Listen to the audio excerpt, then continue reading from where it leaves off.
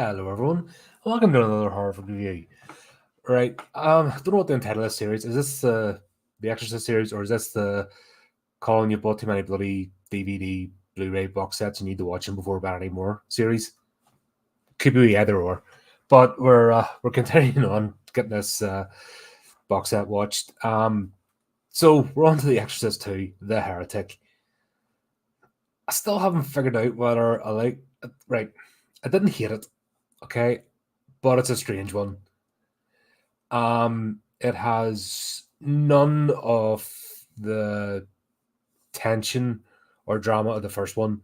So in that essence, it's a completely different movie, even though it has some of the same cast, has the same sort of setting, same camera work in some ways.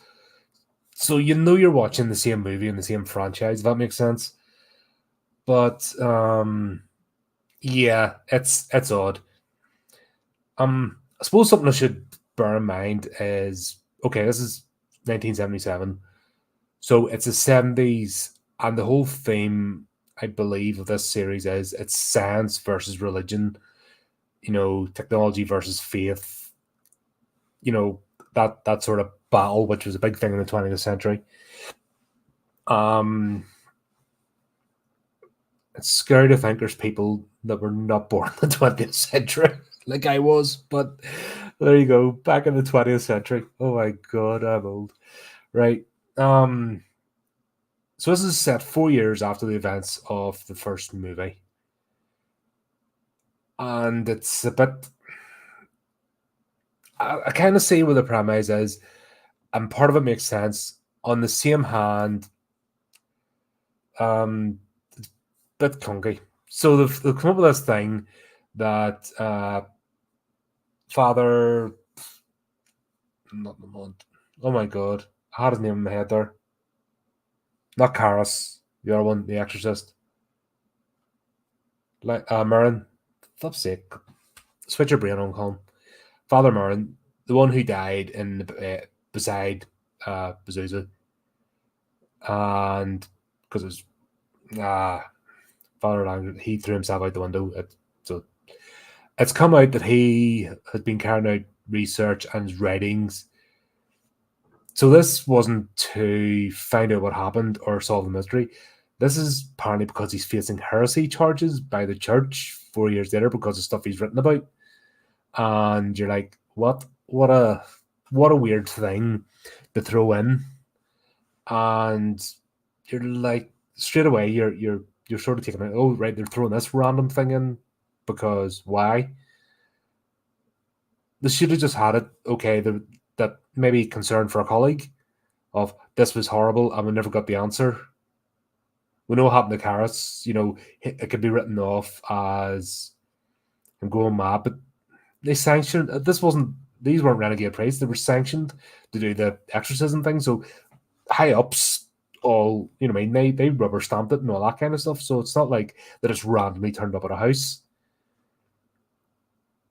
But I think as well, this was going on a lot of this was going on back in the time as well, that they were questioning, what I mean, oh yes, that's worship God, it's all fluffy, but let's ignore the devil, he doesn't exist, and blah blah blah. And they're doing all this weird stuff. It's a bit like it's just becoming like today, the virtue signaling, they're saying the fluffy words, they don't actually believe what they're saying, and it's more about their positions and that. And I don't know, I can deal with somebody that believes in what they're saying. I can't be annoyed with people that say the words to go through the motions to look virtuous or to get brownie points, polish their good guy badge. You know what I mean? I can't be bothered with that. Just flip floppy, flaky people who will jump on the next bandwagon or follow the next mob as long as they're not the target. If that makes sense. And this is what they're kind of hinting at here. It's they're changing with the times and all. And yeah, so they've now come because of his writings, and they knew he was off research. It's not like because they're able to contact him, they're able to bring him back to the exorcism in the first place, which is the whole premise for this movie. So it's very sloppy plot line and reasoning to bring this up when there was just a simple reason there. Oh God, we sent a priest and he died while carrying out an exorcism. Maybe we better find out if it's okay, in case the demon's not completely vanquished. Job done. I don't know.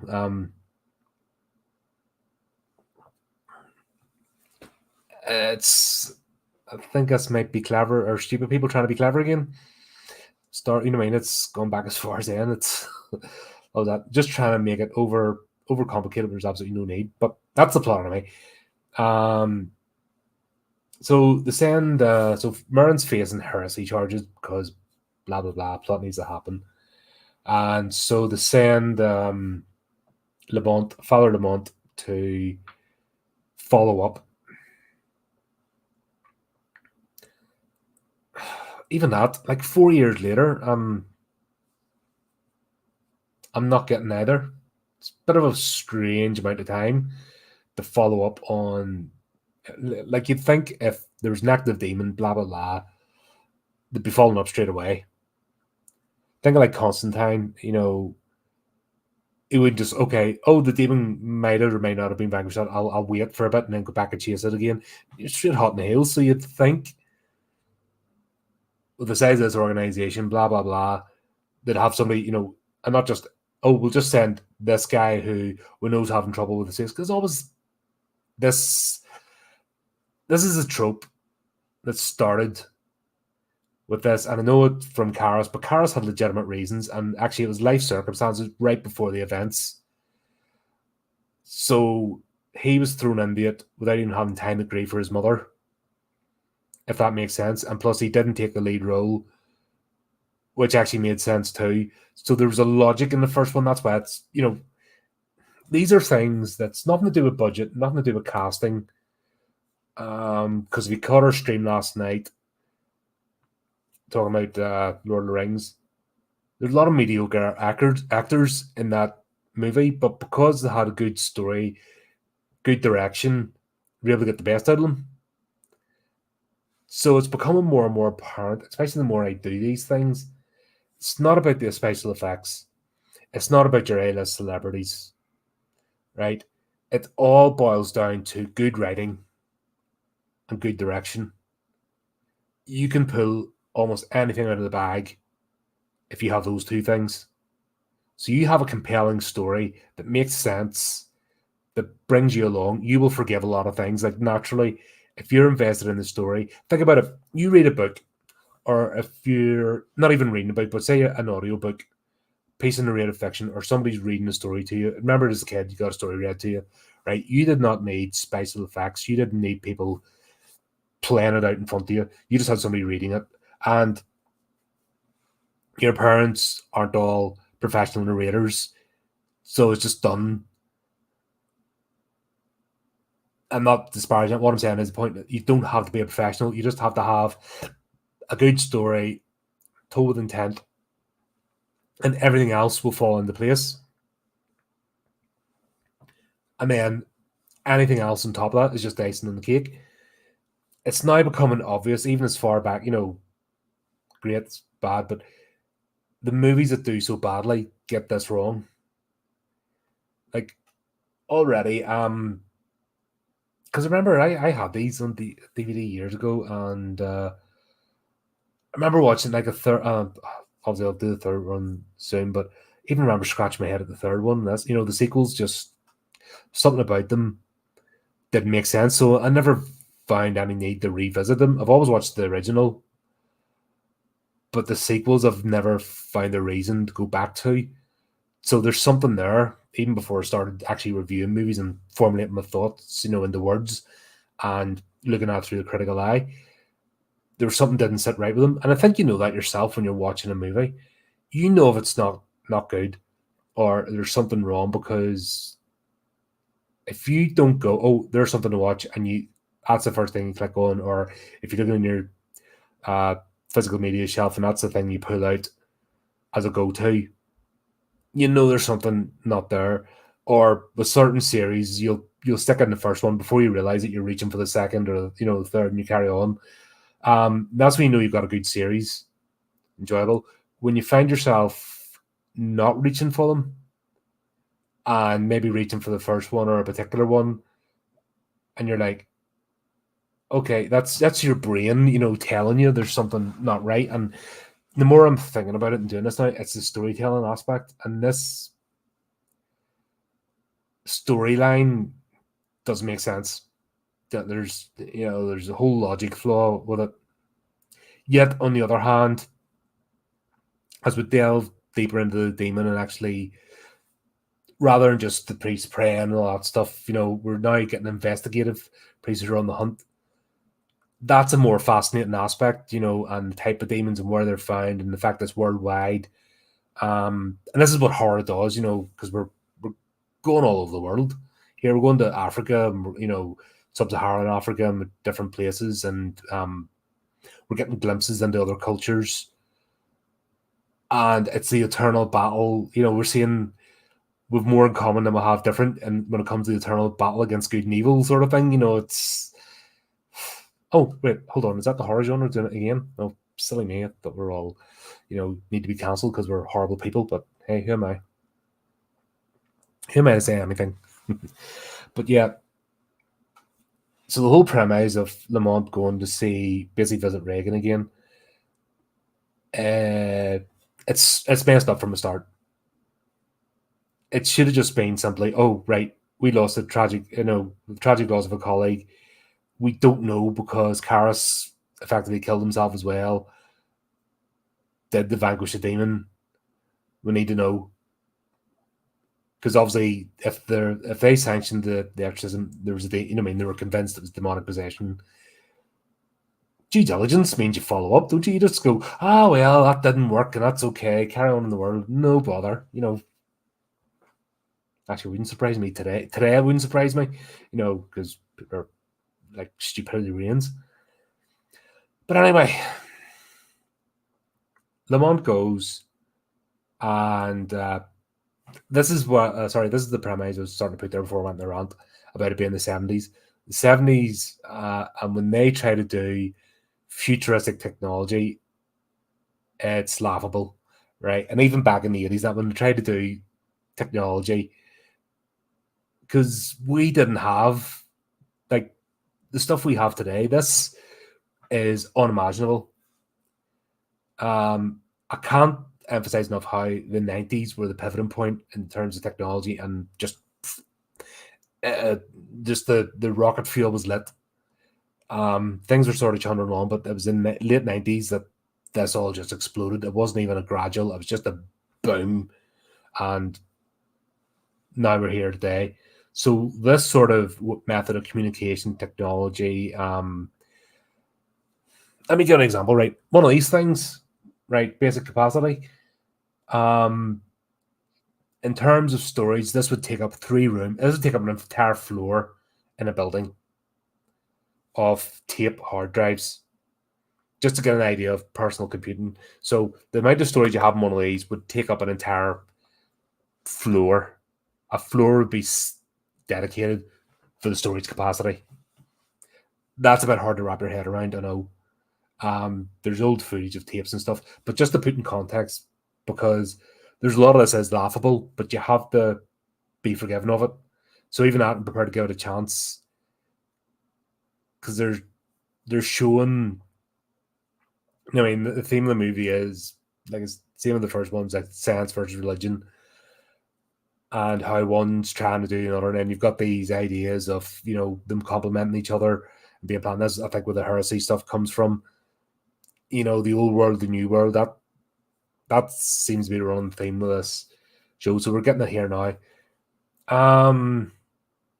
Reagan's living a normal life as far as you can, being the daughter of an actress who's never at home, and she's essentially run by or raised by the nanny, Nancy, who was on the first one. So it turns out she did quit at the end of the first one, then came back. Bit of a strange character, but anyway. I mean, the character that played in this. But we'll have Reagan visiting this institute, and this is where it's pure sci-fi. you've sliding doors and the over exaggerated noise, and it's supposed to be kids playing this like observation bay where the doctor sits, and it's just weird. It's it's more like a looks more like a prison or something. Just the whole layout just doesn't look right for a so-called clinic. A normal clinic of the day. Even today, like you go into something like that, you'd be like, "What the hell?" Um, the doctor's office, it's all glass round it. Like I said, it's like a fishbowl setup, and kids are out playing and getting. It's all like open air therapy. It's weird. Like there's private therapy sessions happening, like almost like cubicles, but they're glass, so everybody's like within hearing distance of each other, and it's all this therapy happening at once. Maybe that's how they think the future is, and they're showing because they're just young girl and she's got hearing aids in, and they're trying different frequencies to get her to hear, and they're seeing that, and that's kind of the theme. Healing. We'll start off with sorry, there's better premise because with Father Murren, he's gone to Latin America, South America, and there's an exorcism taking place. He's been brought in, and this girl's like, she's got a demon, and then she comes out at just the end, goes, "Why I'm a healer," sort of thing, and then it goes tits up, and she gets set herself on fire, and the effects are terrible in this. I think they're shockingly bad. I think the first one did so well because it didn't rely heavily on special effects. It relied on atmosphere and mood and character acting. This seems to have thrown that aside, and it's going more towards the special effects side, and it doesn't look good. So we've got this, the first girl, and that's part of the reason all the heresy stuff's come up as well. So Lamont goes, and he turns up, and we'll meet Reagan, and suppose we something. I don't know if the actress Linda Blair sounds like it, but she sounds as if she's doped out of her head. Like she has a strange countenance to her, and she looks as if she's like just not there. It's a weird way to carry her across because it's the same actress as in the first one, and she was more natural.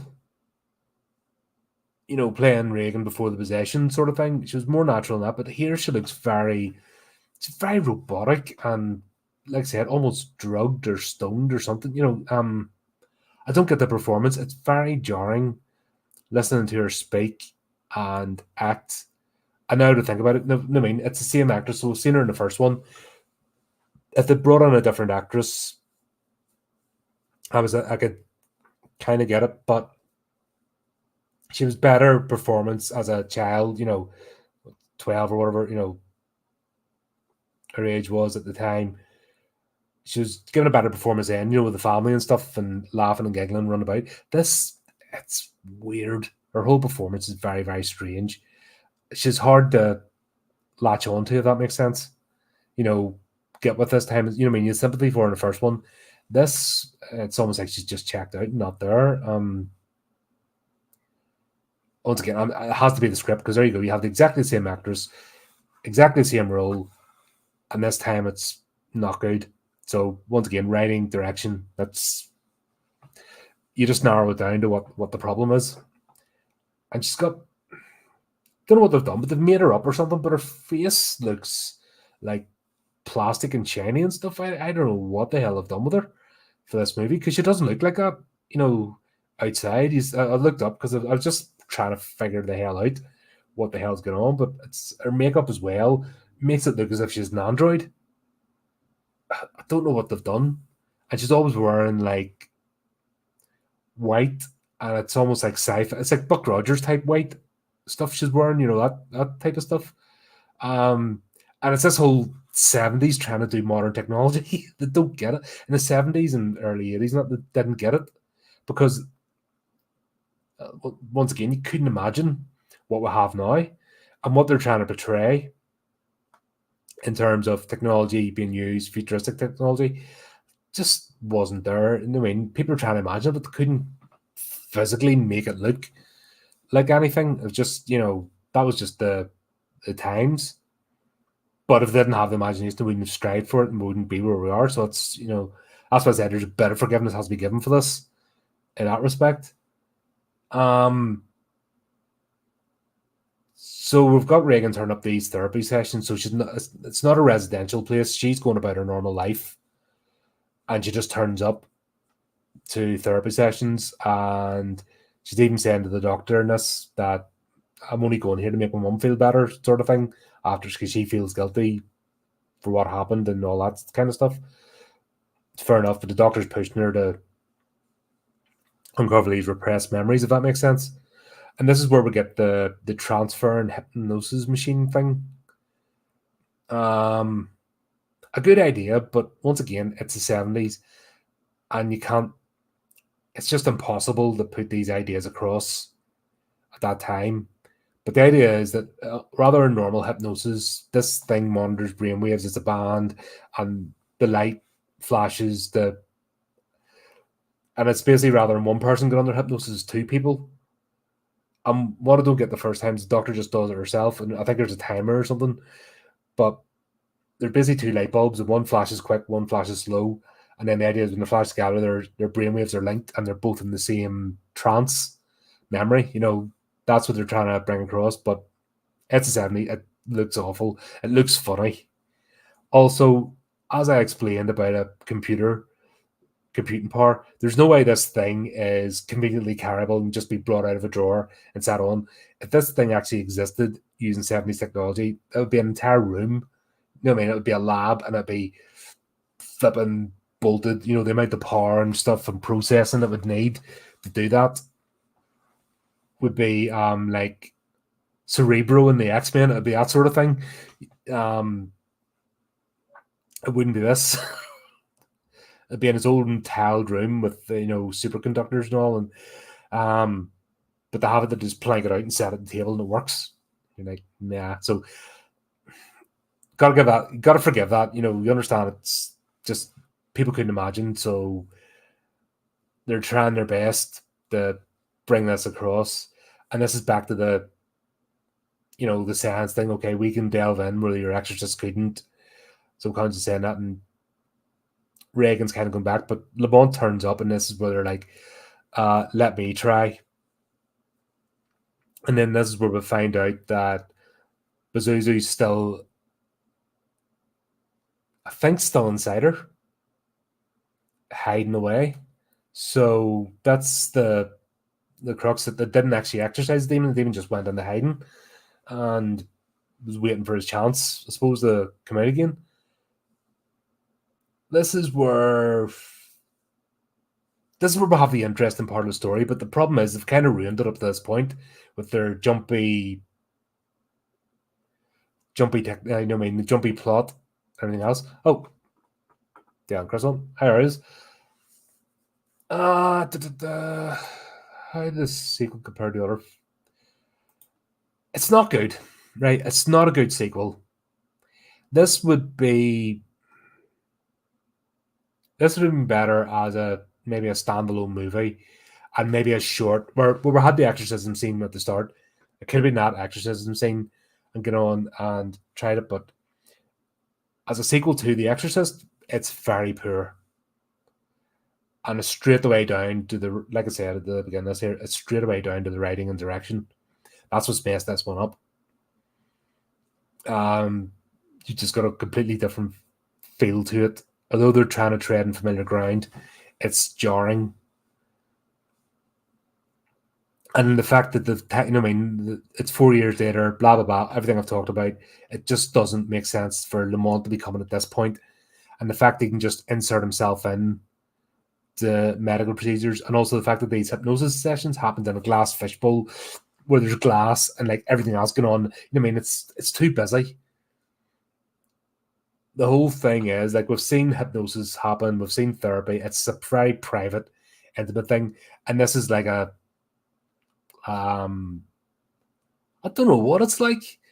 I can't describe it. It's like office cubicles. I think that's the best way. It's office cubicles where therapy's happening in every cubicle, and then in the middle is this major, like open plan offices today, and you've got the meeting room. It's all glass doors, but there's no privacy really. if you have so much, and this is like deep therapy sessions going on while somebody's sitting on a desk like half a meter away. It doesn't make sense. The whole setup is really conjoined, just slammed together, hodgepodge. So you can't invest yourself. You can't lose yourself in this plot. That's the problem. You're just taken out of it. And then we'll have these scenes where she's back. So she lived in this big swanky penthouse.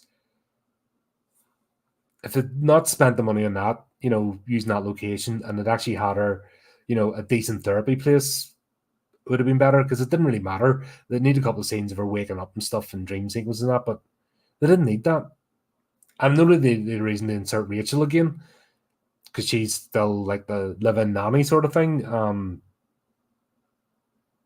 But yeah, it doesn't, what I mean? Like I said, it just doesn't. It's so disjointed. But anyway, Pazuzu reveals himself and he starts taking Father. No, wrong. The first session with the doctor. Dr. What's her face? Tuscan. Stops her heart. Was it her heart or his heart? Yeah, it was her heart. So the doctor tries to go in first, and then she, basically what's going to happen to Marin's happening to her, and then it's the father, Lamont jumps in and saves her life, and then that's where it comes about. Oh, let me have a go. Like someone here fucking dies, and I suppose I have a go because the plot needs to happen. You don't get any sense. Like, it's so blasé. I think that's a part of the problem as well.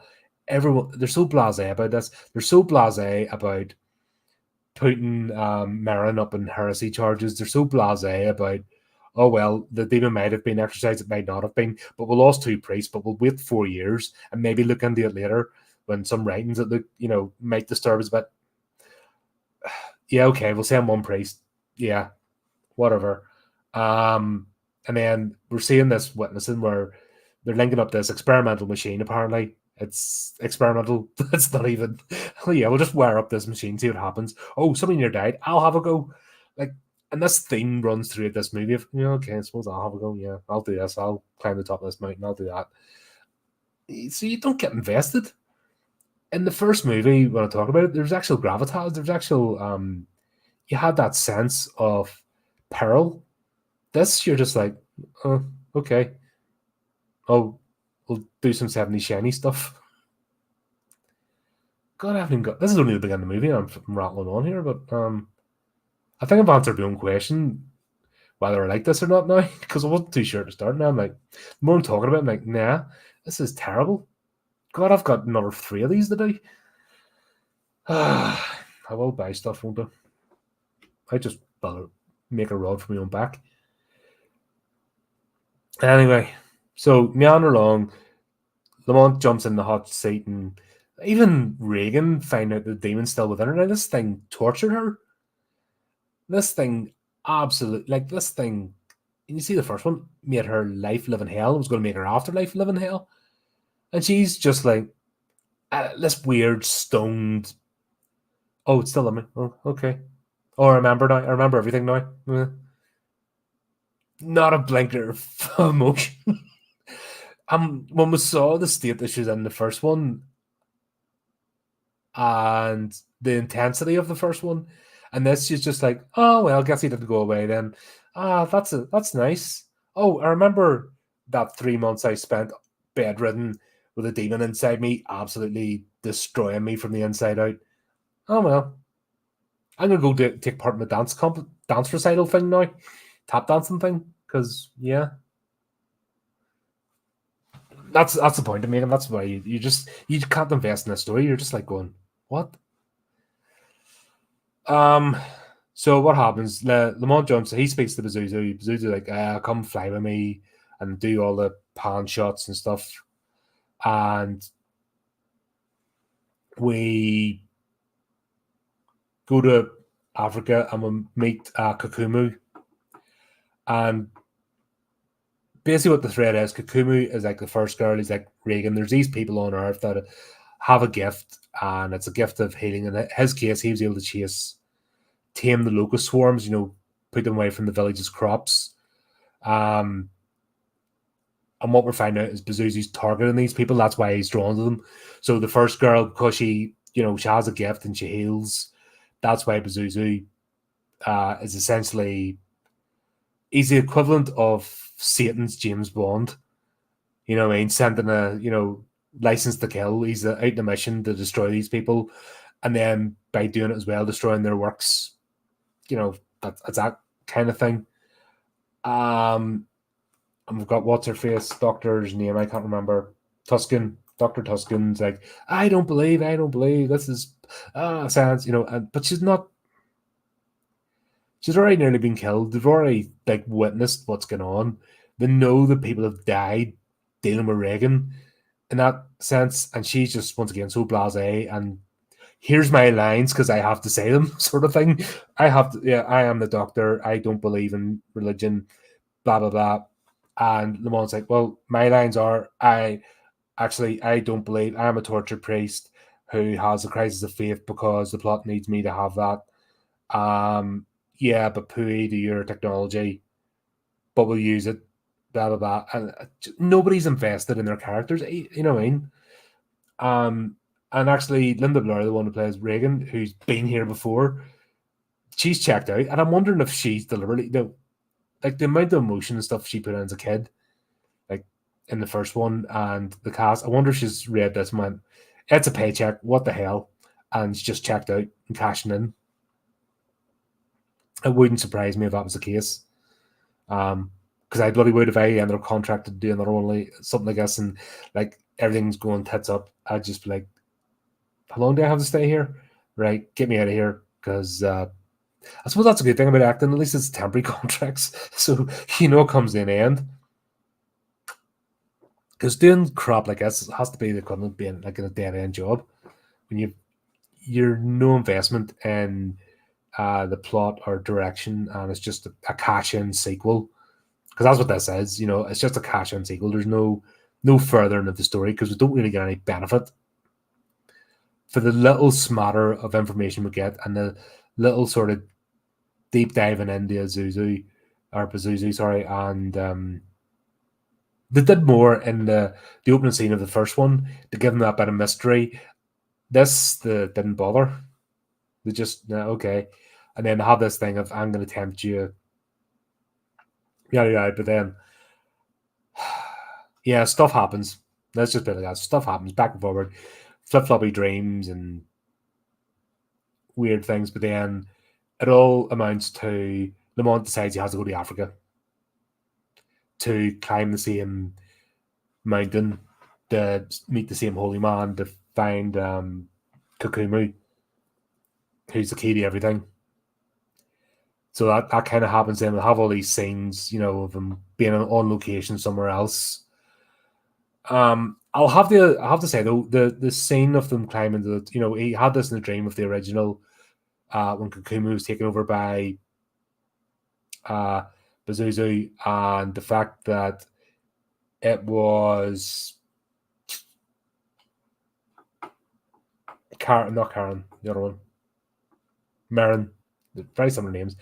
Marin had actually performed the exorcism on Kukumu, much like he had with Reagan. That's why Pazuzu knew him when he went into Reagan. So that was useful, but it was just done in such a haphazard, sloppy way that you don't care. You gloss over the fact that that's why I recognized Marin straight away, because he's already encountered him twice. And that's, it's the Val Helsing and Dracula thing they're trying to allude to, but no, it's good. And that's what's annoying, because there's the bones of a good story here. That is fascinating. The fact that this exorcist and this particular demon have been battling each other across the world. And at that point, it's one win, one loss. This was round 3. And Pazuzu won, and I'm talking about the original Exorcist, Pazuzu won that round, it was they've had their bout, they've been battling, and it comes up to this, and it was caused of Karis, which actually would make sense because that was really poignant in the first one. The Karis actually was the lynchstone that ruined the actual rites and caused Merrin's doom, and also the fact that Merrin's not supernatural, but Pazuzu is. So Merrin's been battling this thing, and obviously when he got to the first one, he's off on age, he's got a heart condition, and then he didn't have the proper help. It all kind of, there's a bones of a brilliant story, and this is supposed to be like a post-mortem on events, and actually as an investigator, supernatural thriller, mystery solving, it was all there, but just you don't care. You genuinely don't care. This is one of the movies you sort of watch and go, huh? It's one you have on the background, to be honest. And it's just flashy images and noises, and the chanting and stuff was cool in it. So the chanting at the start and all the sort of soundtrack is good, but once again, if you don't have the atmosphere, you could have, they could have played Mike Oldfield's Tubular Bells through us, and it wouldn't have made a difference. It would have just been nostalgia bait. So yada yada yada. He goes to Africa. He actually tracks down Kokumu. And he tests them. He was played by James Earl Jones, by the way, for the Star Wars nerds out there. Plays a good part. But he goes, we think we're meeting a witch doctor, but this is all the vision. It turns out he's an actual doctor, a research scientist. And like Reagan, once he was purged of the demon, he forgot everything. And he's carried on with research, and it's research into locusts, because locusts are the focus this, and they're supposed to be scary and stuff. I used to keep locusts because I had a bearded dragon, so I actually ended up making having an enclosure for their food, for its food, the locusts, and they're brilliant. You could actually pick them up. I actually felt bad feeding them to the lizard because they actually make good pets.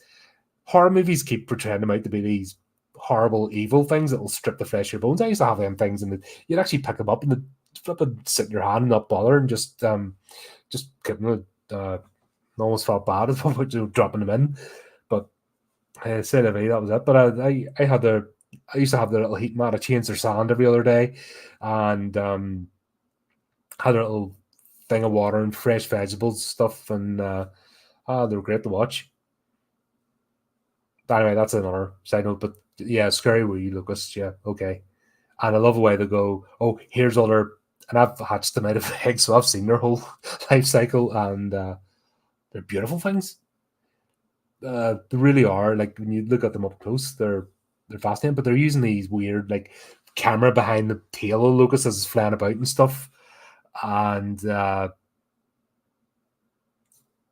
course, we'll go back to the house. We'll go back to the house twice because we've got to show the same house again. It's clickbait. It's the member berries and it's key jangling. This is like one of the earliest versions of that. Do you remember this? Jangle, jangle, jangle. Oh, do you remember this? Jangle, jangle. Do you remember being scared the first time? Come get scared, and then they completely cheapen it with the way the plot goes. Susan, is that her name? The help? Sharon, sorry, Sharon. I don't know what the hell the point of her was in this series. She was just there, and she's like, I left it, but I came back, and you're redredging these memories, and then she becomes possessed briefly for a minute and sets herself on fire, and you're like, why? And it was to keep the doctor out, because they went back to the, Lamont gets possessed, and he's possessed going like a robot, and he gets on a train and stuff, and Reagan follows him. And oh yeah, that's what happens. Then they swipe this device because that's why it needed to be fit in the drawer, so she could stick it in their bag and walk out of this institution with it, because that's the way it works. So they could go to some seedy hotel room and do the thing, and then Merrin gets possessed, and then he decides to go to Washington, to Georgetown, to the house. Reagan just falls on. They just happen to have enough money for the training tickets and stuff. And oh god, it was bad. But you'll go to the house, and then more locusts, scary, worry, woo. And then Reagan is sitting there as, sorry, Pazuzu sitting there on the bed as Reagan, trying to be sultry Reagan, while Stoner Reagan's there trying to tell him that. And he's like, and then this thing where he's trying to kill her in the bed does the jumpy thing, but it looks nothing like the first one. It just, and I'm racing through this because, God, that's what they're doing. They're just like, oh, right, we've wasted all this time. We've got to wrap this all up. So they just escalate everything. And then the doctor decides, oh, they're following, but they fly because they're posh, and to catch up with them and get a taxi. And of course, there's taxi accidents and car crashes and weird stuff to keep him back. For some reason, it's not the priest Pazuzu's worried about, but the doctor. And the doctor doesn't do anything. Like, the doctor's a bit of an idiot, to be honest, because she nearly gets killed the first. She doesn't understand anything that's going on. And it's actually the priest that does. And she's just like, but why? Just the plot needed to happen. We needed shiny stuff, and we needed car crashes, and we needed things going fire. That's the only reason, like, the third act of this movie happens. And then we need the shaky bed again because we needed that. And this time we need the whole house crumbling apart and light shining through and stuff, very Hellraiser style. And because that needed to happen. And yeah, and then we find out that Reagan is the locust charmer now. So she does the swirling thing that Kokumu did, but she doesn't have it. She's just pretending. I think that's the most actual acting she does during this, which is pretending to swirl a thing above her head. I think that's the most animated she is, apart from when she's playing Pazuzu Reagan, who's sultry Reagan. She does a wee bit of acting there, and then that. So all her acting in this takes place in the same room during the same scene. And yeah, everything falls apart, blah, blah, blah. Sharon dies after giving a speech. And Lamont and Reagan just walk off into the sunset while Tuscan's standing there while people arrive all of a sudden and stuff. And the movie ends. And that's it. This is weird. This is like, it didn't need to be. Like, I get a really successful movie, and I get trying to make a sequel, but God's sake, what were they trying to do here? Because nothing made sense. Honestly, it was bad. Yeah, it was. It was cheesy. And if the first one hadn't been so iconic, this could have actively destroyed it. But thankfully, the first one has so much weight that I can bear this, at least. But it was bad. Anyway, I got 3 more of these to do. I've got part 3, and I've got the Believer Revelation something, and there's a prequel. So I'm going to be Exorcist today, and I'm not touching Believer, by the way. I've heard that's absolutely pants. That's why I thought of, when I saw the original and picked it up, like, I'm going to watch this instead. Yeah, this one, it was bad. It's just absolutely just cheesy and that.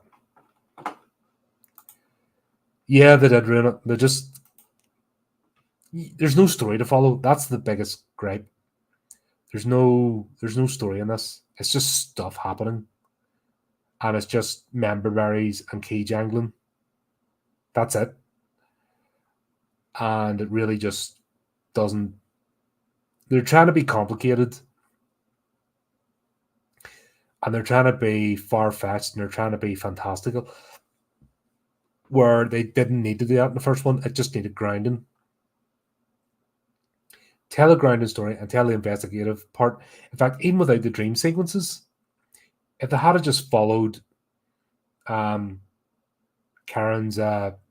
Marin's, sorry, not Karen, Marin's notes and his journey to see what he's actually up to, and then finding out that he encountered this, and then leave the build up for Pazuzu to maybe the halfway point or towards the end.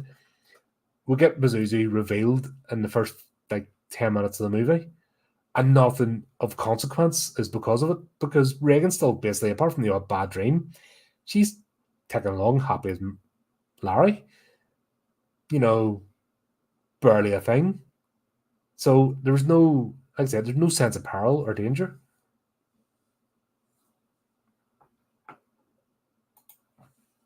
Yeah, they're trying. Like I said, that's what I said about all the key jangling, the memory berries. They're trying to go. Remember this. Remember the first one. Remember how you felt, but it doesn't work. And the thing is, they could have told a good. They could have told a really good follow-on story here. They had the opportunity, but they needed just to wind their necks in a bit and leave the egos aside. There's ego or something going on here, or just a fear of oh, we can't do this. We'll have to like ramp it up. There is no ramping up from The Exorcist. There's a reason that's an iconic movie, which I already covered in my first review. There's no ramping up, so you can't go any further. It's the same as what I've talked about with long run franchises. You get to a point where the antagonist isn't frightening anymore. You lose that, so you have to either stop or change direction. And usually the direction change with those sort of movies is go to comedy route. Freddy and Jason are perfect examples. Look at the state of the Halloween franchise because they haven't figured that out yet. They're still trying to have Michael Myers as some intimidating, scary being and that, but they haven't twigged on yet that it's run as, by the time they got to the third one or the fourth one, it's like, yeah, it'll be the fourth one because the third one doesn't count. So by the time we got to 4, Michael Myers he'd lost all his mystery. So that's when you have to change direction. The way to change direction is by going into the lore and looking of other victims of the same demon or what it is. That's how you do this. And they sort of tried, but they failed miserably. Absolutely failed miserably. And I think they relied too much on special effects with us. They were trying too hard in that respect, and they forgot about storytelling. The first one didn't need tons of special effects. It didn't need wide camera shots. They didn't need to go traipsing all over the world with all the set locations and stuff. They didn't need that. They told a straightforward story, so they should have just kept it simple and just went that direction. And the whole heresy stuff, no. If I had done it out of concern, the fact that they lost 2 priests during an exorcism and the danger in that would have had you invested with Lamont, as being dispatched. And I would argue that a couple of, it should have been a team. If they spent the money having a team of priests, good characters, and not do the same trope of, oh, I've lost my faith again, because I've already done that. And Karras did it. He ruined the rite, and he killed his partner. That's why I think he offered himself up and jumped out the window because of guilt. Because he knew he'd screwed up badly and caused the death of a much respected and capable, member of his order. So that's been done. So you don't do that again because it's not going to have the same gravitas. That had impact. This was just wishy-washy. But there you go. There's my review. God, I went on about that one because, now I realise I find so about reviewing, people might ask why I do this. And actually, going through these movies, and especially old movies again, and thinking, did I enjoy them the first time, or why didn't I like it? The fact I'm able to go through this and use this as a way to formulate my thoughts and think, and now get more of appreciation for aspects of cinema. It's really good. It's actually really enjoyable. So before you just think, nah, yeah, that was shit, flick it off, and be in a bad mood for the rest of the night because you've wasted time watching the movie. This I'm finding myself, okay, I didn't like that. Why not? Or I haven't quite decided, but I know something's wrong. And actually spend my time here picking through it. It's actually a good exercise. And then I know now what I'm looking for when I'm watching the movie and why. And I really, that's so I get something out of it. but yeah, the third one, I've got a link for there's an independent creator just made their first movie, so I might do that. I might do it in the afternoon. Actually, I've got the game Black Book planned again, and there's actually that. So I might do it on Sunday then, and then I might put this part 3 off to Monday. Give it a chance. Oh, thanks very much. We have a blast. You know what I mean? Absolute laugh. I love, and while it's fun to sit here and go through it, it's even better when you've got somebody to talk to and somebody who has different ideas or might get something different from it and just view it at a different angle. That's, you know what I mean? That's just as enjoyable as well, and great. And you've got good dynamics. You know, that's why I love having yourself, and I love having Chris on. I love having Steve on. You know, he's really bring something to the table, and I think we've all got a genuine love for storytelling. That's why we'll do it. And that's why we can be critical as well, because when it falls short, but as I've always said, work out why you don't like something, because it saves you so much time. If you know what you're going to enjoy, even from a trailer, you can get a flavor or something, and then you can guide yourself to what it is you want to watch. And I think these sort of things are doing it. I'm not interested in clickbait or culture wars or any of that kind of nonsense, or jumping on and winding people up. It's just, here's what I thought. And if somebody gets something different, cool. What did you get from it? And then we can. I've had people come on now. People are starting to come on the channel, you know, in the comments, and, well, I didn't get your take from this. And I go, well, fair enough. What did you get? And then it turns out they didn't like the movie either, possibly, or did like the movie, but they got something different from it. And then that's good. They're good conversations to have. And stepping away from this antagonism nonsense of, well, if you didn't like this movie, you're a terrible person. If you did like this movie, you're a blah, blah, blah. Go away. If that was the case, there'd be one movie, one song, one book, one painting. That's all you'd need, because it would all be the same. But there you go. Right, I'll leave it there before I bore you anymore. Yeah, tomorrow, set some time. I'm going to play another session of the Black Book. Try and get on with that there. And then I've got this other movie I need to get it queued up, so I'll maybe schedule stream for Sunday. And then we've got other stream schedule, obviously. Dale and I are doing the Two Towers. That's queued up there. Steve and I are going to do the House of Terror. Chris and I are doing Tremors 4. And Adam Cameron and I are doing Candyman. So we've got that all coming up. Plus we're playing Alien on Tuesday. And whatever else will pop up as well. So there you go. Plenty going on. So keep up to date with the channel. Do the typey clicky things. And until next time, keep it creepy. Keep it horrific.